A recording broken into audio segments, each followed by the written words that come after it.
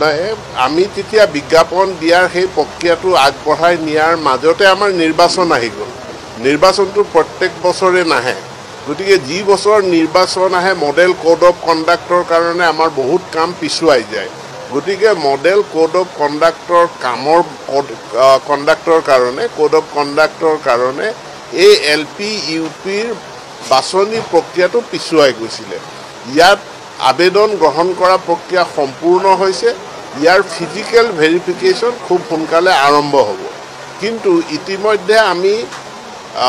নতুনকৈ কিছু পদ খালী কিছু নহয় যথেষ্ট সংখ্যক পদ খালী হৈছে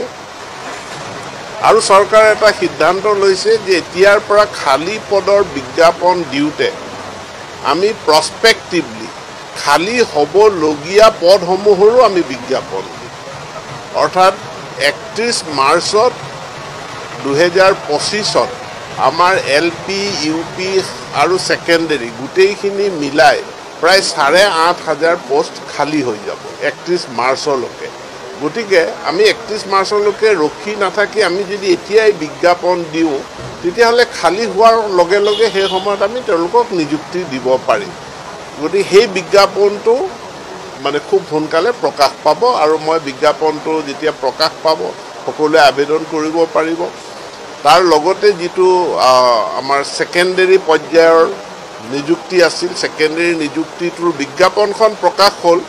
কিন্তু MCCৰ কাৰণে আমি এপ্লিকেশন লোৱা প্ৰক্ৰিয়াটো আৰম্ভ কৰিব নোৱাৰিলো 2 দিনৰ ভিতৰত তাৰো